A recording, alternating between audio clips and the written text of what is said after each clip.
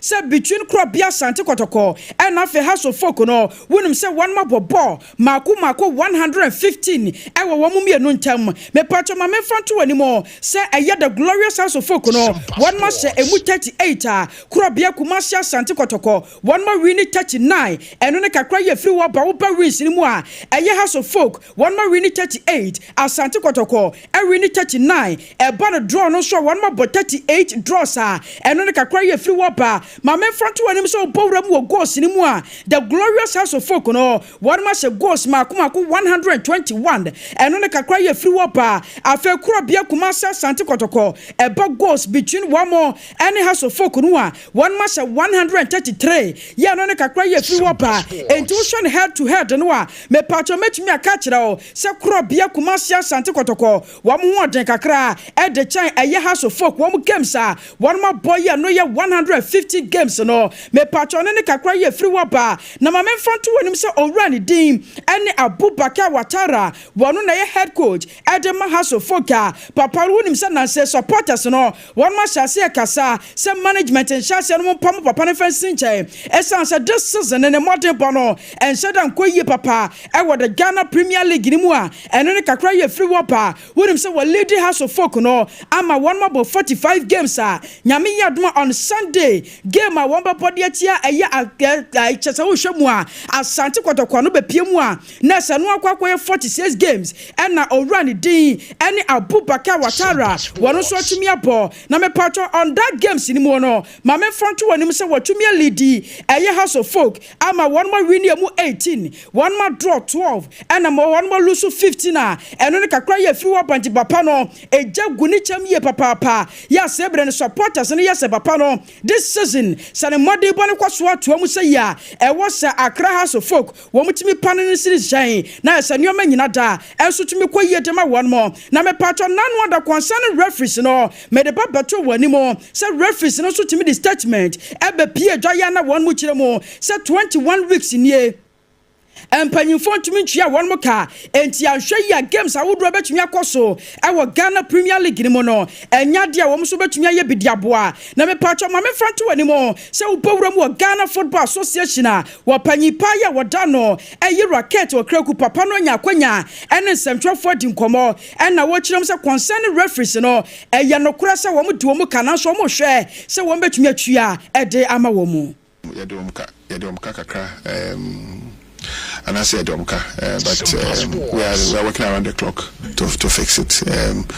Today I say me say when I have finished serving and I'm gone, people call for more football should always remember me for my honesty to them.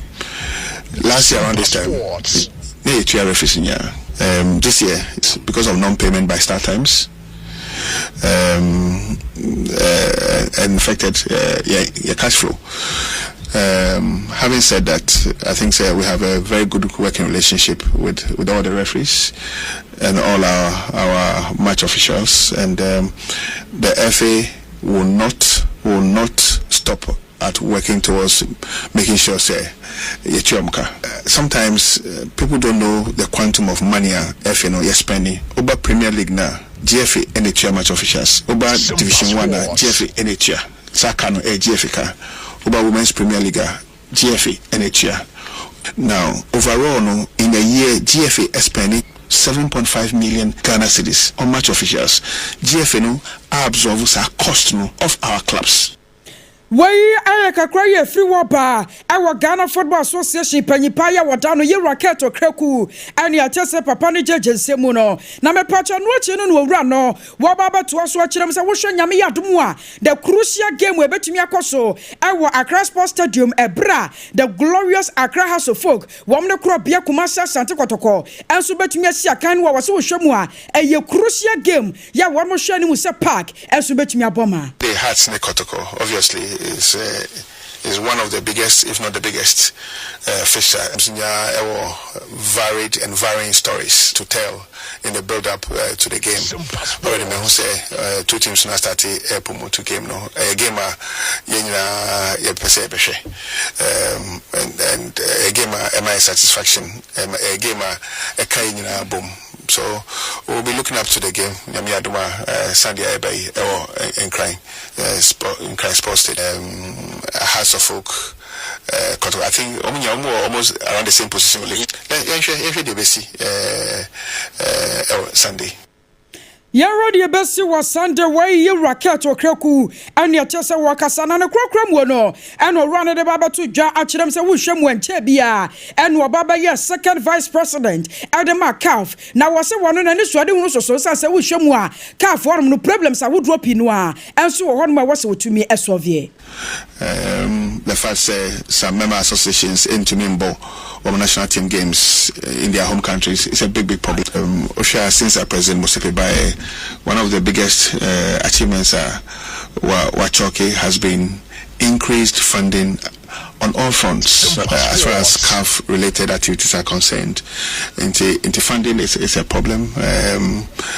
Governance of football at the member association level is a challenge. Capacity building is a challenge. There are a lot of areas. President Mosepe lead the charge in ensuring we have reforms and also we have improved. I was your way a cry free wapa. Our Ghana Football Association, one makache, and I'm a patron on a person jemo. And so to me, dear Matthew, for winning Sanyami Adma Sunday, game where bet me a personal, pre-match conference and so to me to Jana Upo Remu, our crop Yakumasa Santa Kotokwa, winning say run D, and Abdul Karim Zito, Papa one head coach, Adama crop Yakumasa Santa Kotoko, Name Pacho Wanya Kwanyan Central 14 Komo, and Wababa Chilamsa Wushamwa, that crucial game no and when I the first game one the glorious House of Folk and so bet me a siakai nam soon to one more share so bet me adapt nyoma bia ebe boama team no et me wini. Adaptation is not an easy thing for even the European players. So I think here the talking should be more than the main issue. But I combine the two on the field and then meeting them 1v1 and then telling them how I would like them to play. But you know, as I said from the beginning, adaptation, intelligence, recovery are all not the same. So it will take time, but I see that they are fighting to adopt how I want them to play. So we are on course. I was sure where you run a D and Abdul Karim Zito on your turning cano. Now, my patron watching the Panas also to us Chilemo and was a Washamu Kanua, just a crop Yakumasia Santa Kotoko, woman of the glorious House of Folk, one game one. Yami Admo on a Sunday, bet me a Barcelona was here to serve Real Madrid and Barcelona Alba Bono, and your crucial game of Pantondo, I want to say, and your easy cry. Play them, they are not the bad side, but sometimes a little bit of luck eluded them when they play. So I think it will be a difficult game because Hassan Kotoko, as usual, is not like other clubs. When they see Hassan Kotoko, you mean in Spain, Real Madrid, and then Barcelona. You know how the intensity, the zeal, the urgency to play, and then so forth. So against Kotoko, on Sunday will not be an easy game for both clubs because I'm lucky to be an ex-player that has played against them with the same club Kotoko. Na me patcho na krokrom wo ya wo run ni jaya kwan no and ye ra Abdul Karim Zito wode baba to so akirem se wo hwemu a this season no as a house wo performance no e wo form na so ntimi nka na wo kirem se no nti no krobia Kumasi Asante Kotoko e betumi awini sanse wo hwemu a pressure e what this game no enya sem keto ama. That will make it more the pressure will be more when you compare what you just told me, and they knowing very well that they've lost some time against Kotoko. I think they will double up their effort and then coming into this game. So the only thing we have to put in mind is, despite that the result favors us in the 4 matches, we still have to stay focused with good attitude towards our objective so that we get a result. That is how we are going to go into the league.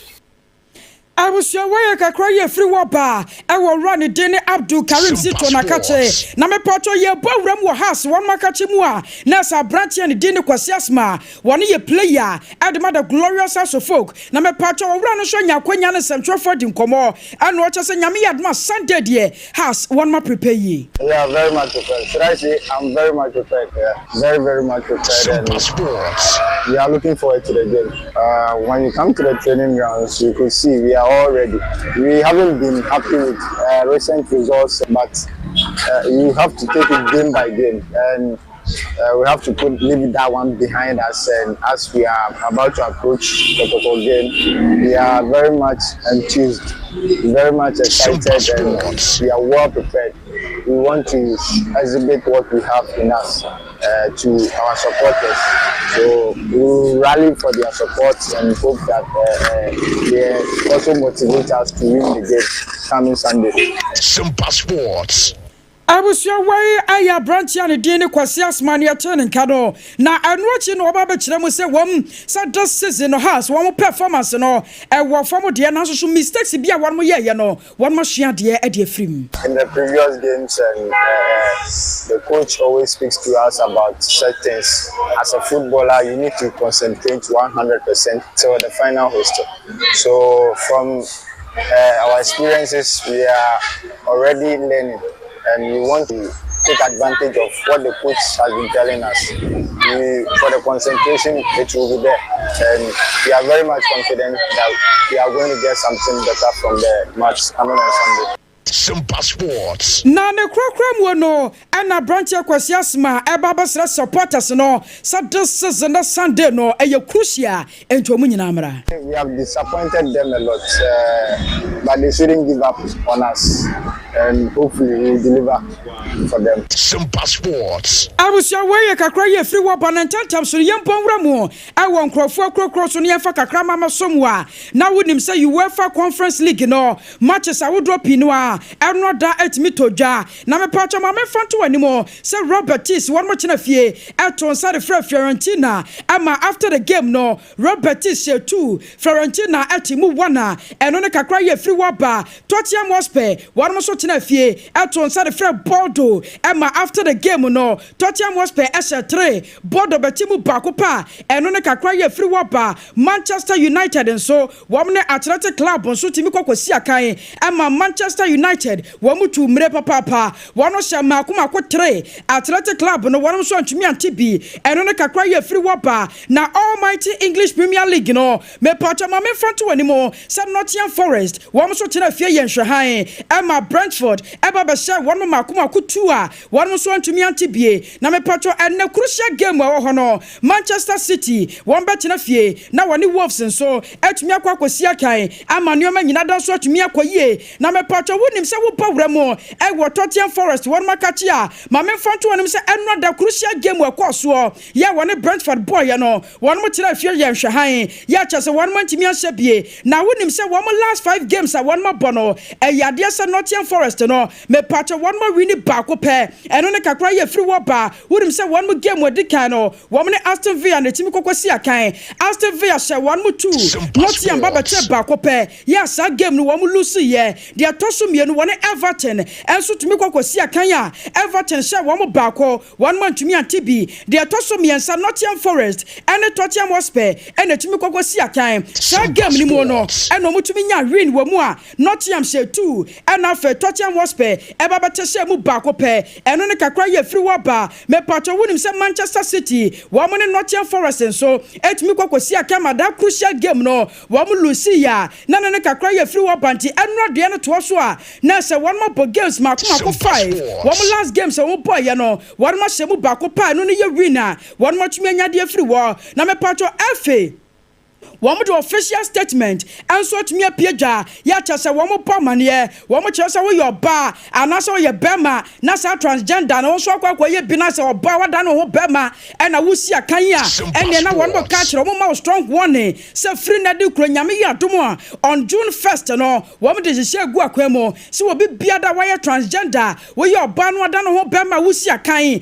anaso bema wo so wada no ho oba na se football no do ho ati wo no enya de wo bema kwa wo ba no kra for life ya chese nyade a wo betumi asi wara kan enso ewo chese games awodo a e betumi atodwa ewo hono a eno so ye jeje mo e dia matiefo be patcho medin kaka kire se no nwotwe boss anu a yakọ Victory Charismatic Chapel na ye de awurade asem enso atumi de afiri wa na se Pastor Frank yes papa no wa biye pa awurade asem na goni kire mo se nsuo no nyansa geto ama wadane brofo no so guwar ma na ne brofo na de waka ja se man kwagye mankuranhye e ma brabo no mutimi tenetene se ne anuoma kwa ekwa achewache wo no watimi manuoma tumi dana kwa mu a ja se nyasem keto ma tie dane akire na Victory Charismatic Chapel yes ya won wo Kumase Santa Sana se patase no won mo so atumi de awurade asem ababa somo na anuoma nyina da atumi akoye mepacho midin ene Akosua Agyeiwaa Kodie Boaten was this is our own. Let's cherish our own. Na Ghana Premier League no ensa nyina na naso biem. This is our own. Let's cherish our own. Ghana Premier League is back again. I say this is our own. Let's cherish our own. Division 1 League is back again. This is our